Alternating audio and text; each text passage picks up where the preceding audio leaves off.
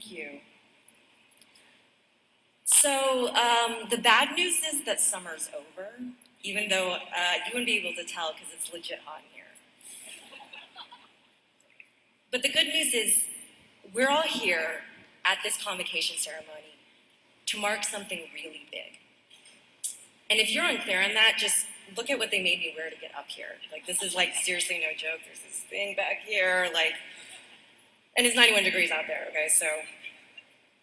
But I just want to be another person to join in the chorus of congratulations. Congratulations on everything you've achieved to get to this day. It's really exciting. It's a new beginning. But I know that for some of you, that excitement is mixed in with total fear. So I'm an expert in that. So in that context, I want to tell you a little bit about my story. My first job after college was as a legislative aide in the Massachusetts State House.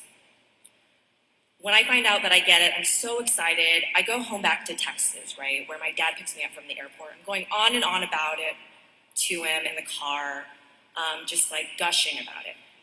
And my dad is your typical Asian dad. He doesn't show emotion. We didn't hug growing up. We didn't say, I love you. And I'm going on and on and on. And he starts tearing up.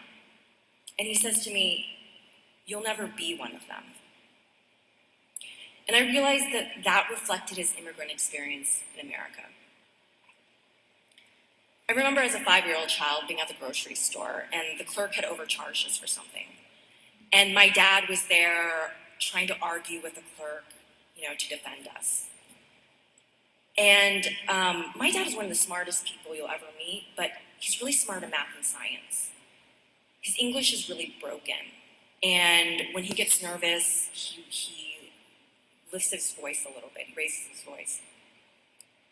And I just remember watching this interaction and watching as the clerk talked down to my dad like he was stupid. And I remember even at 5 years old, being so embarrassed, not wanting to watch and running away. So after working at the State House, I was the executive director for the Caucus of Women Legislators, and then went to City Hall to be the chief of staff to a Boston City councilor. And in both those spaces, the State House and at City Hall, I remember being one of the only Asian Americans in either of those buildings. These buildings of such immense power. And I realized that my dad wasn't wrong. The message to me seemed to be that you don't belong. And I wanted to do something about it, so I started the Asian American Women's Political Initiative, AAWPI, and it is the only political leadership organization for Asian American women, both locally and nationally. It's how I found power in pain. But here's the thing that no one tells you when you try to do something like this. You're freaked out all the time. And you constantly have to fight the urge to scream or hide under your bed or run away.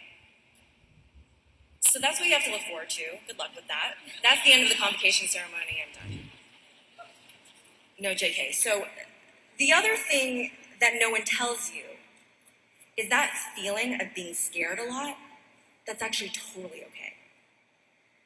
And that it usually means that you're doing something right, that you're doing something bold, like going to college and starting over.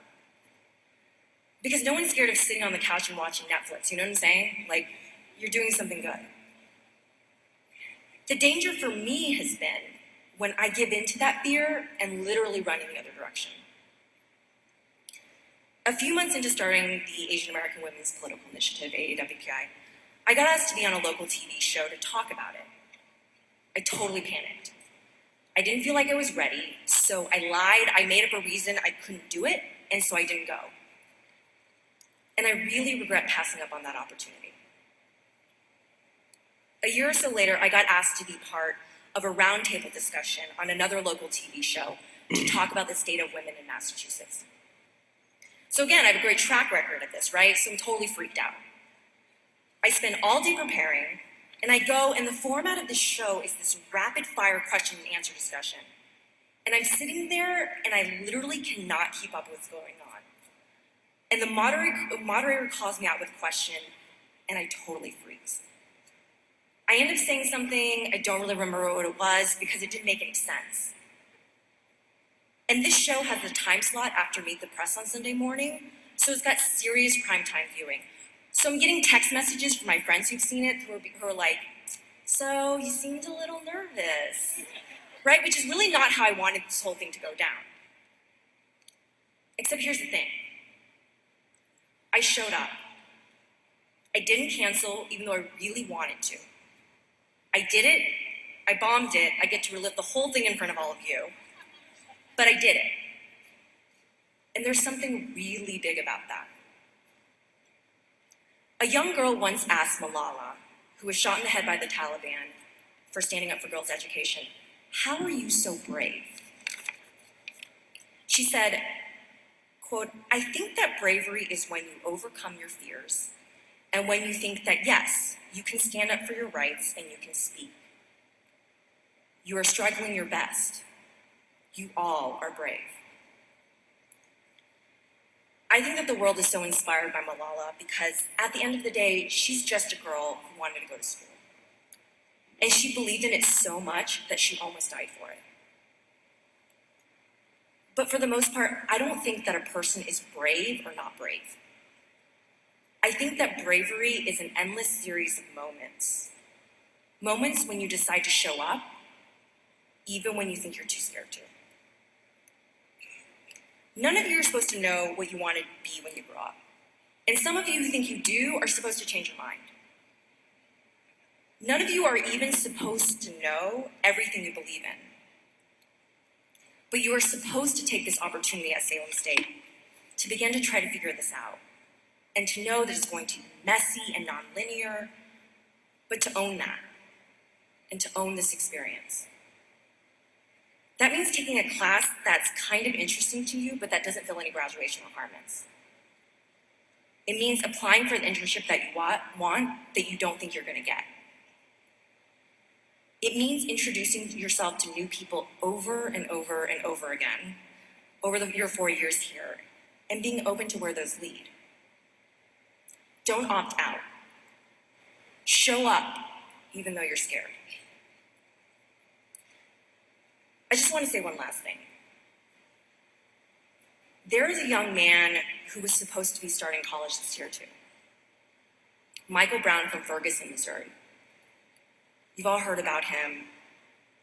There are still differing stories about what happened, but what we do know is that he was this young Black man who was shot 6 times to his death by a white police officer, and he wasn't armed.